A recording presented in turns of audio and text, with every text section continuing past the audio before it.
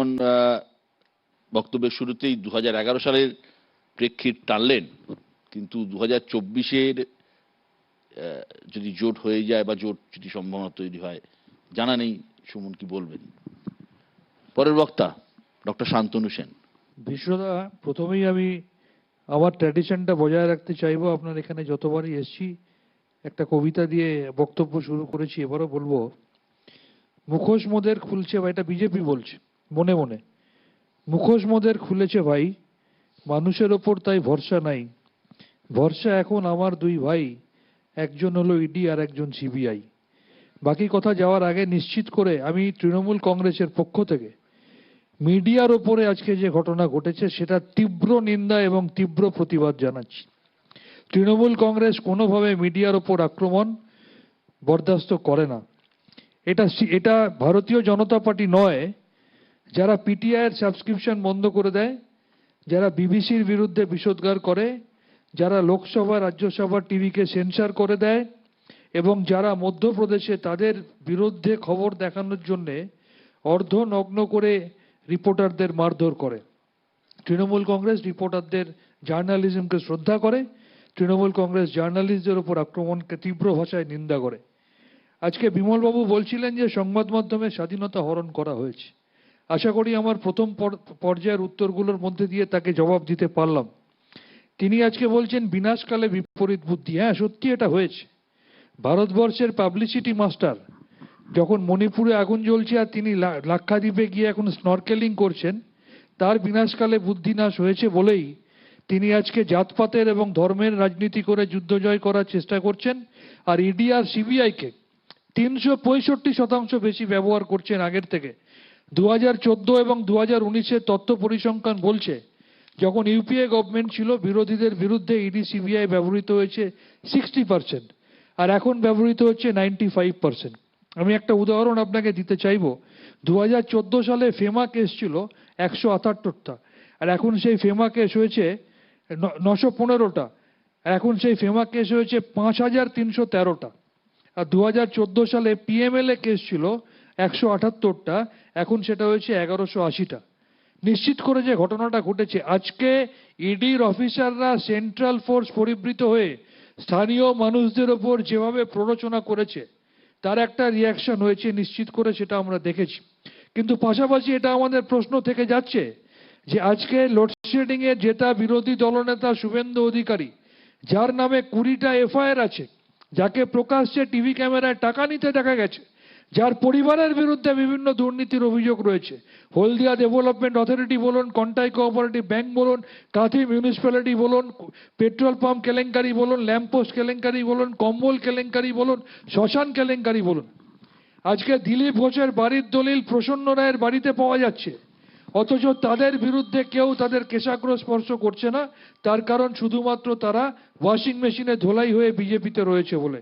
সারা ভারতবর্ষে আজকে তাকিয়ে দেখুন বিশ্বদা, আজকে স্ট্যালিন, তার কন্যা, আজকে মনীষ সিসোদিয়া, আজকে সত্যেন্দ্র জৈন, আজকে সঞ্জয় সিং, আজকে সঞ্জয় রাউত, আজকে ভি সেন্থল বালি, আজকে অনিল পরব, আজকে নবাব মালিক, আজকে অনিল দেশমুখ, আজকে অভিষেক ব্যানার্জি, ডিকে শিবকুমার, কার্তি চিদম্বরম, আর কত উদাহরণ দেব। বিরোধী দলনেতাদের কণ্ঠ রোধ করার জন্য ইডির যে ন্যাক্কারজনক প্রচেষ্টা, আজকে বিজেপির ক্ষমতা হবে? তৃণমূল, আজকে বিমলবাবুকে বলি, আজকে আপনি বামফ্রন্টের দিনগুলো বোধহয় সুমনবাবুও ভুলে গেছেন। সিপিএম এর জোনাল কমিটি এবং লোকাল কমিটির অঙ্গুলি এলনে একটা মার্ডারেরও কেস হতো না যদি তারা না অঙ্গুলি এলন করতো। আর শম্ভুনাথ কাউ ছিল তৃণমূল কংগ্রেসের কাউন্সিলর, মমতা বন্দ্যোপাধ্যায় তাকে রেওয়াত করেননি, পার্থ চ্যাটার্জিকেও রেওয়াত করেননি। তৃণমূল কংগ্রেসের আমলে স্বচ্ছ অবাধ গণতন্ত্র প্রতিষ্ঠিত রয়েছে। এবং আমি আবার বলবো, মিডিয়ার ওপর যে ন্যাক্কারজনক ঘটনা ঘটেছে, তৃণমূল কংগ্রেসের একজন প্রতিনিধি হিসাবে আমি তার তীব্র প্রতিবাদ করছি। আর 5 সেকেন্ড নিয়ে বলবো, দিল্লিতে যখন রাহুল গান্ধী বা প্রিয়াঙ্কা গান্ধীর ওপরে ইডি সিবিআইয়ের আক্রমণ হয়, তখন এই বাংলার কংগ্রেস নেতারা রেড়ে করে বিজেপির বিরুদ্ধে বিষোদ্গার করে।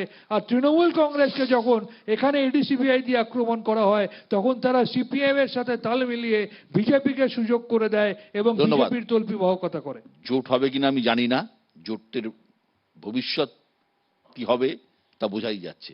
পরের বক্তা কৌস্তব চট্টোপাধ্যায়। সাংবাদিক অমিত সরকার যিনি আক্রান্ত হলেন উনি নিউজ 18 বাংলার সাংবাদিক, কিন্তু ওনার তো মনে থাকা উচিত উনি সরকার হলেও রাজ্যে তৃণমূলের সরকার আছে। আমাদের রাজ্যে কারুর রেহাই নেই। সিবিআইডি নিয়ে আমরা উচ্ছ্বসিত নই। সিবিআইডি সকালবেলা ঘুম থেকে উঠে দেখে আমার মনে হয় ছোটবেলার টম অ্যান্ড জেরি দেখতাম, কিছুতেই বেড়াল আসল ইঁদুরটাকে ধরতে পারছে না, দৌড়েই যাচ্ছে। আজকে কি ঘটনা ঘটলো? আজকে তো বিজেপিকে সুবিধা করে দেওয়া হলো। এটা পরিকল্পনা করে করা হলো না তো? নতুন কোনো একনাথ তৈরি হচ্ছে না তো বিজেপির নেতৃত্বে? বলতে পারবো না, কিন্তু এটুকু বলতে পারি আমাদের রাজ্যে জঙ্গল রাজ চলছে।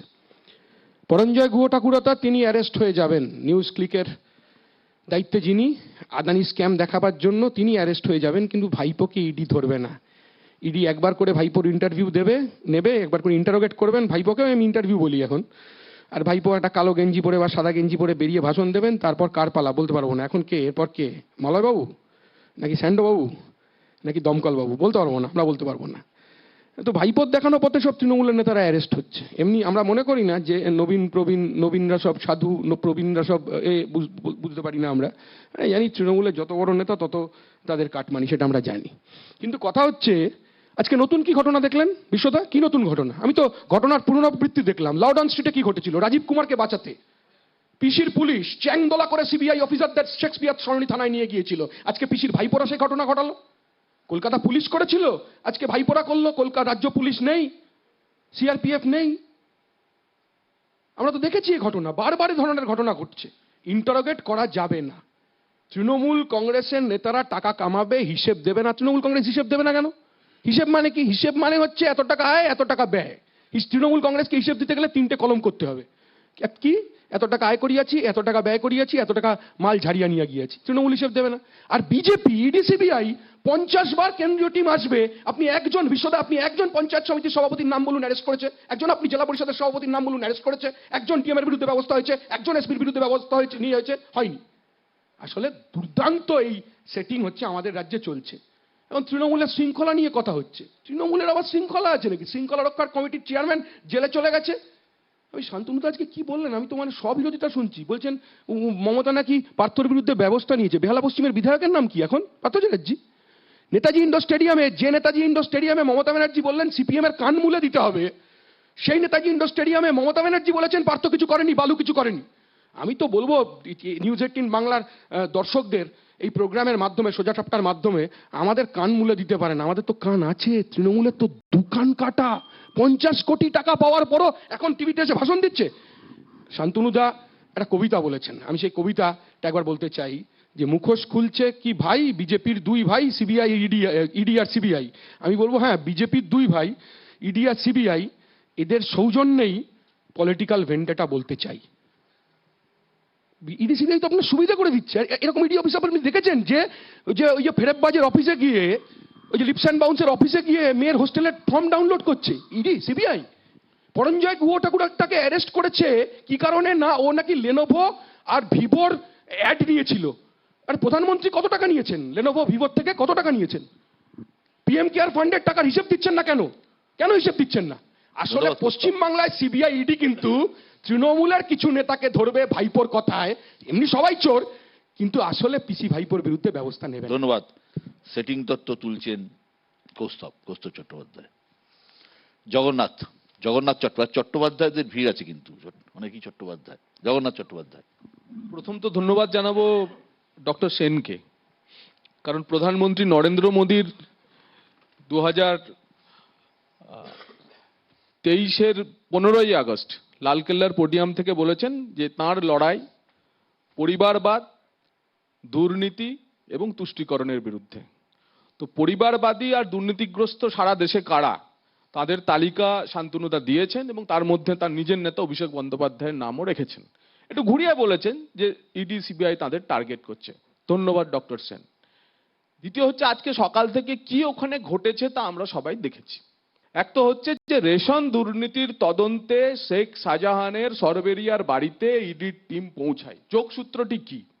রেশনের সঙ্গে তো মাছের ভেরিটেরি নিয়ে আছে, ইটভাটা নিয়ে আছে, হিউম্যান ট্রাফিকিং নিয়ে আছে। তো রেশনের সঙ্গে এর সম্পর্কটি কি?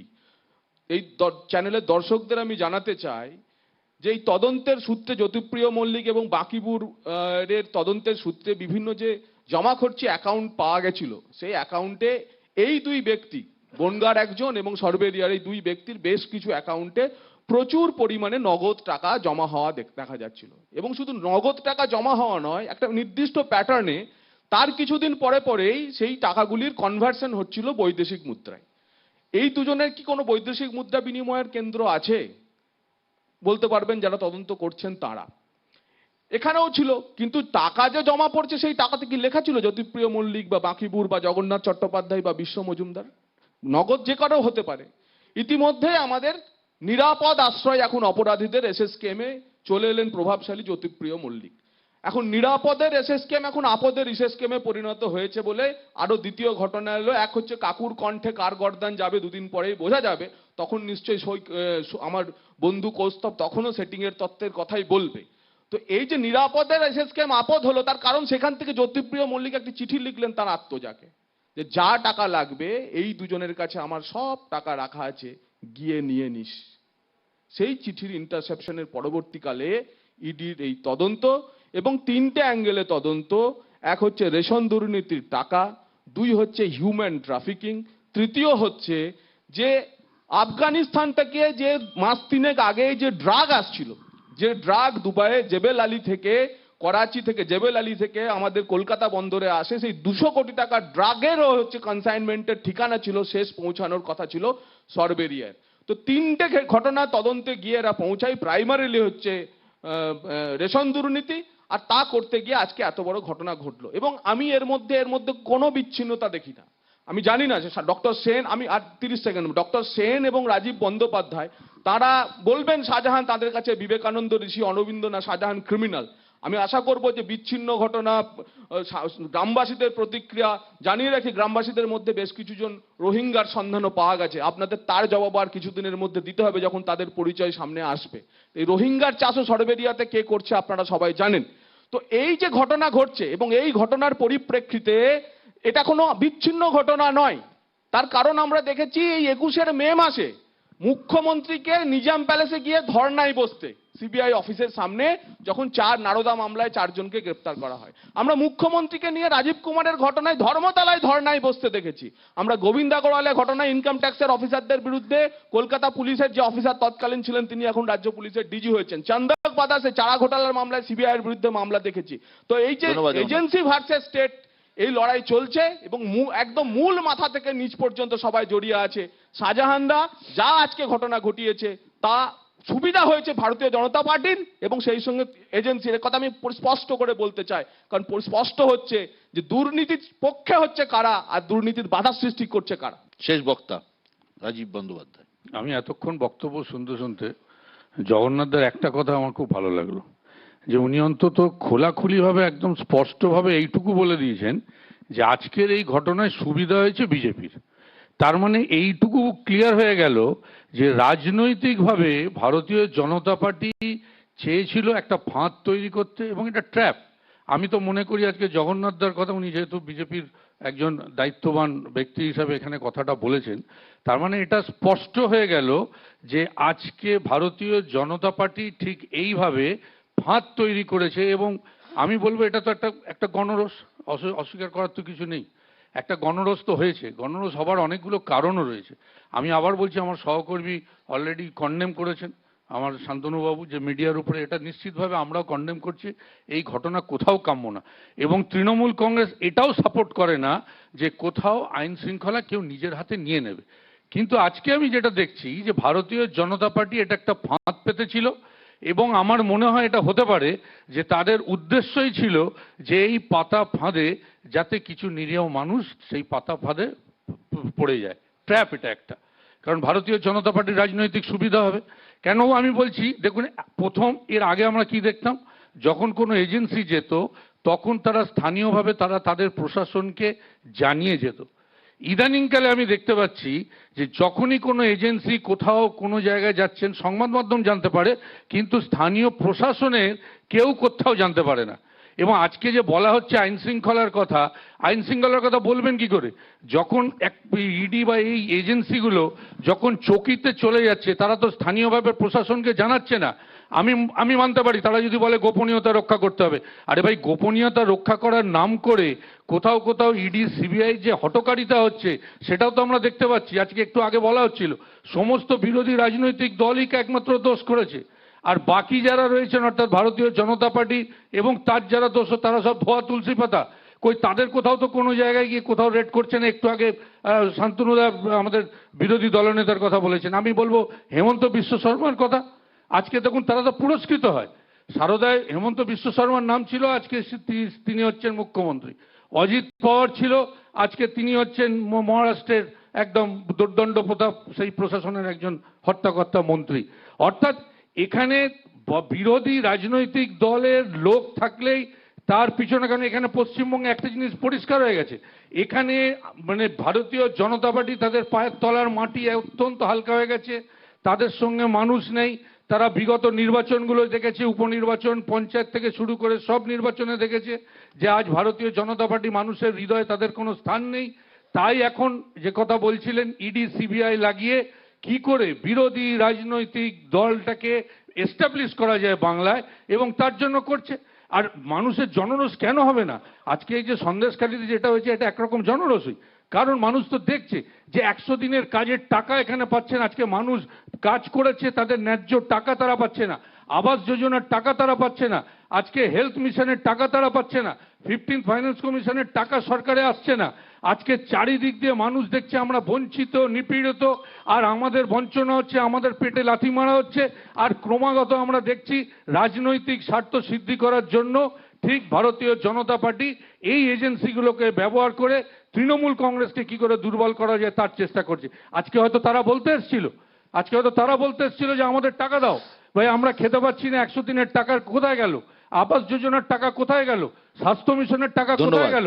এবং আমি একটা অ্যাড করবো, এবং আলটিমেটলি এটা কিন্তু এস্টাবলিশ হয়েছে। আমি আবার বলবো আইন শৃঙ্খলা হয়তো যারা তুলেছে তারা হয়তো অন্যায় করেছে, কিন্তু এটা বোঝা গেল যে ভারতীয় জনতা পার্টি তাদের নিজেদের রাজনৈতিক স্বার্থ সিদ্ধির জন্য এটা একটা ট্র্যাপ তৈরি করেছে, এবং এরম ট্র্যাপ যত নির্বাচন এগিয়ে আসবে তারা আরো করবে।